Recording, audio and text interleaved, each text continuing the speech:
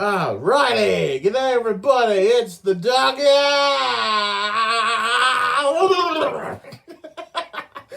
Alright, that was a silly intro, that one. Anyway, it's now time for another AC/DC vinyl showcase video. This year marks 40 years since the original release of the original Australian Volume 1 box set back in 1981. Unfortunately, I don't have the original release, but I do have a reissue of it from about 6 years later, from 1987. This is it here. As you can see, it mentions the 12-inch that comes with it. And for those who don't know, it also originally, back in 1981, came with an iron-on transfer, which was essentially this here AC/DC logo. I did obtain this about last year or so. Let's have a look at the back, of course. You can see the Australian albums. Relatively good, this particular box set. It doesn't seem to turn up online very often, and when it does, people can get rather greedy. But, you know, I thought I'd put this out today because tomorrow's record store day, of course. So anyway, we've got ourselves the albums. We've got High Voltage, of course. These are essentially reissues from the late 1980s based on the label that is shown off here. Identifiable by the writing on the top half of each label.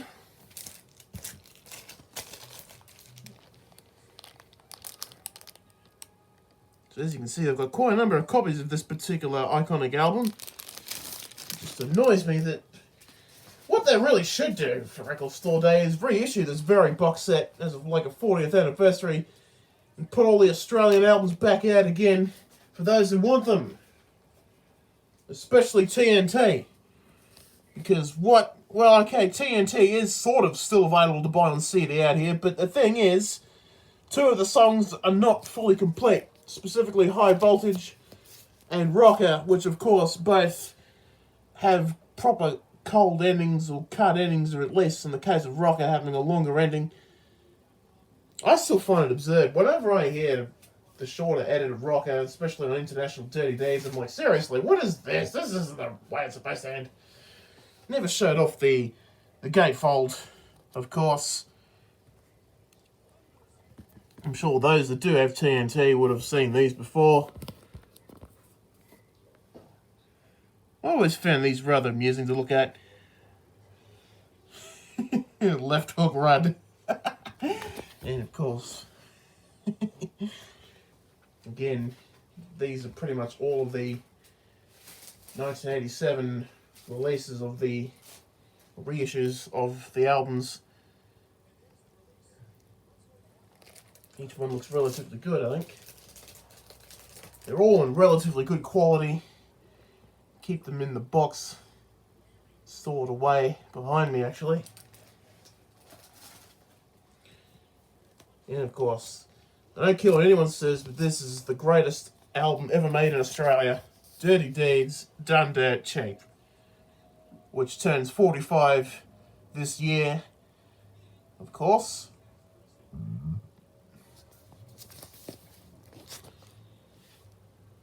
You'd think that bloody Columbia or even Alberts or bloody BMG would do anything to put this version out again.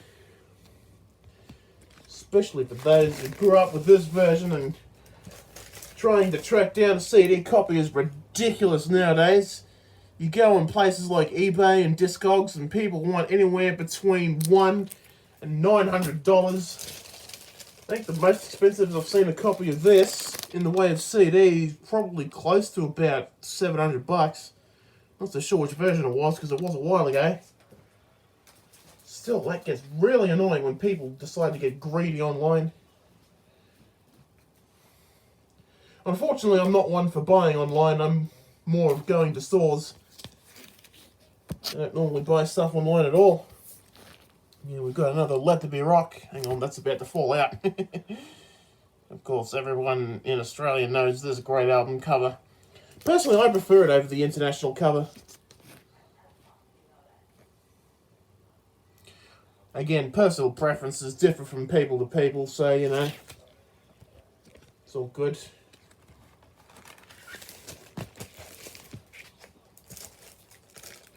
This is a slightly different variant. I've seen at least 2 versions of this particular reissue. One does have the kangaroo on the label, and this version, which I think might be a little bit more common, as you can see, does not. I'd like to know who screwed up with the label and printed the kangaroo. That was part of the original pressing when this was reissued a couple of times. And again, people make screw-ups all the time. The biggest screw-up was getting rid of the Australian albums.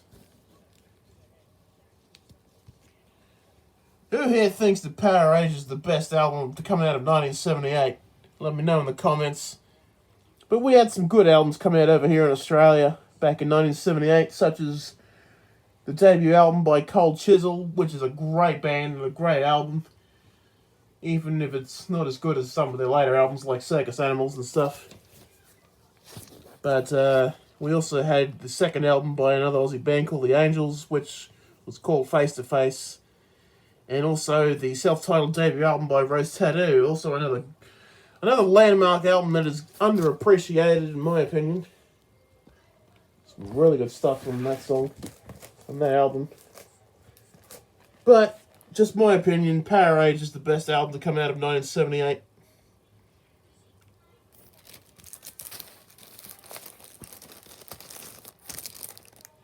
Yeah, just keeping these in their bags.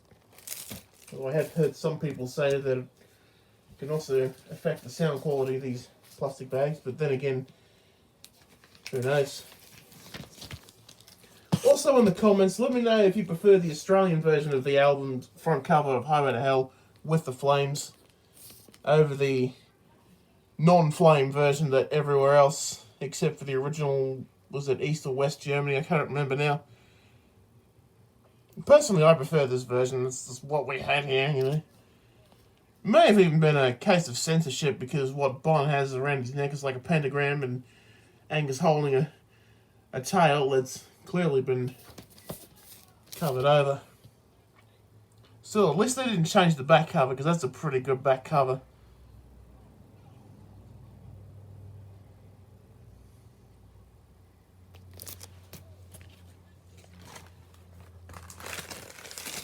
Pull this out.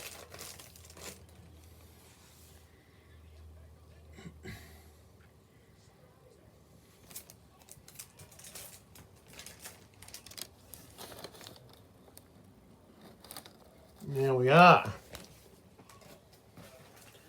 Okay, and of course the bonus 12-inch that came with the box set. As you can see, it has the same front cover as the box itself. I really like this logo, and I wonder why it was ditched.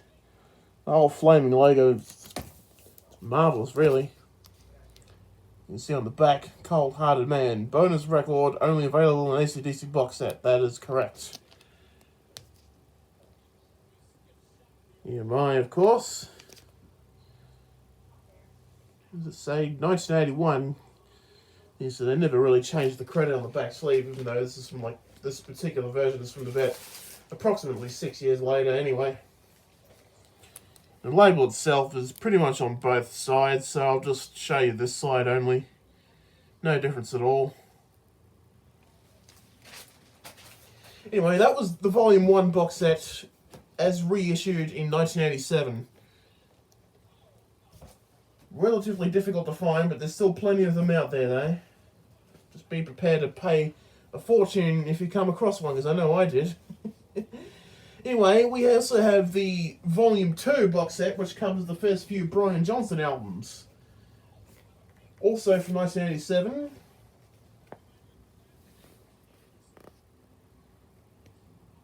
And this AC/DC logo isn't too bad, and it's pretty much still what's used now. And of course, we've got the back cover, which lists all the albums from Back in Black to Who Made Who.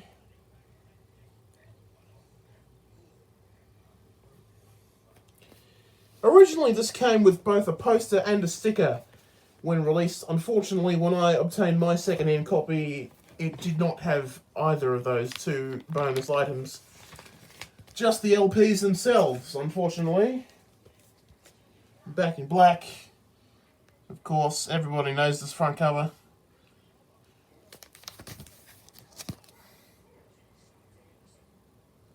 Funny how they spell "given the dog a bone" differently on here. Yet if you take a look at the side one label, you'll actually see it says "giving the dog a bone." Hang on. I can't get it to focus. I'm sorry about that. But yeah. Also, Hell's Bells is spelled with an apostrophe on the earlier copies, but it's actually been corrected to remove the apostrophe. No. Either way, sorry about the poor quality. I mean, I wish I did have a good video camera again. Unfortunately, I did have one years ago, but it got broken. That was long before I started even watching, let alone uploading to YouTube. And of course, we've got the insert that came with the album. Once again, always found that insert rather fascinating, actually.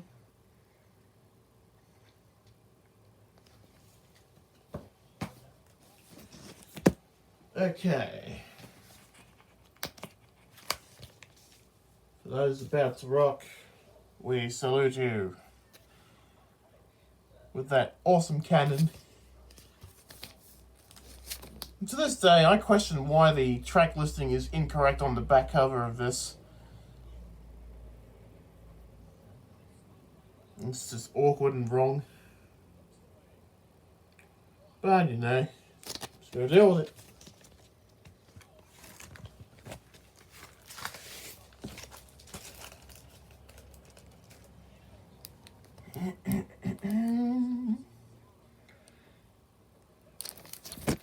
And it bumped the ring again.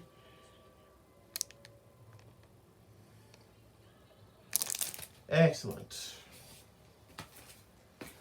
On to flick of the switch now. Easily recognizable. I actually really like the font they use here for the track listing on the back of this particular cover. Again, looks really good. Wish they'd have used that again, but no, I guess it was just meant to be for this album only. And this particular reissue does not have the inner sleeve that came with the original pressing of the album about 4 years earlier.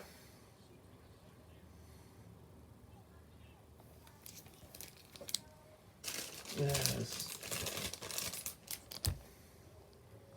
Again, side 1 and side 2. I'm sorry if you cannot read the text properly.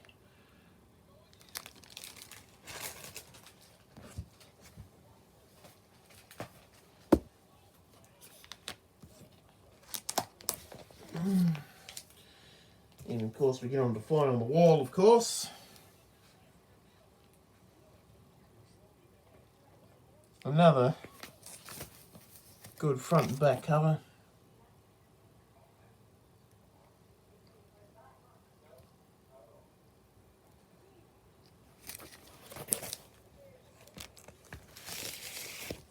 Of course we've got the same insert as originally featured. And I'd like to know why Flick of the Switch didn't have its insert, whereas Fly on the Wall still did when this was reissued.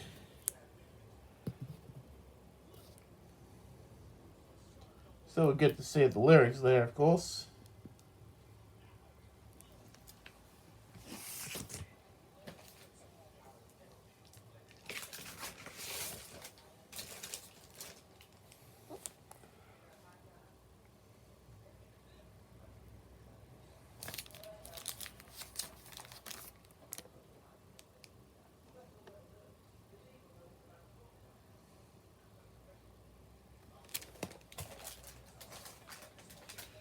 And the last one from the box set, of course, was Who Made Who.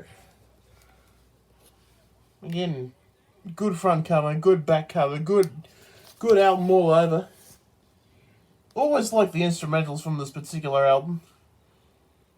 especially Chase the Ace. I reckon they should have performed, in my personal opinion, they should have performed that live before, as part of the encores, before finishing off with For Those About to Rock. That would have been incredible live, but I guess it was just one and done when it was for recording.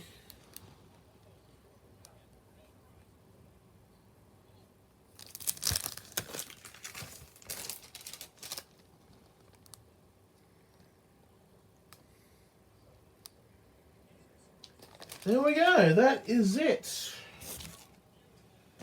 That is indeed the 2 AC/DC LP box sets from the 1980s. It's a shame I don't have the original 1981 version of the Volume 1 box set, but upon looking online, it's very rare and very expensive. Thank you very much for watching. You know what to do now. Be sure to leave a like. Be sure to comment down below. Be sure to press the big subscribe button next to the Be a Good Dog and name as you see on your screen right now. Unless you're not really interested, then don't subscribe if you're not interested. What are you doing watching my stuff anyway if you're not really interested? But until next time, this is the Dog Ass saying have a great day, everybody. Enjoy Record Store Day tomorrow. And we shall see you again.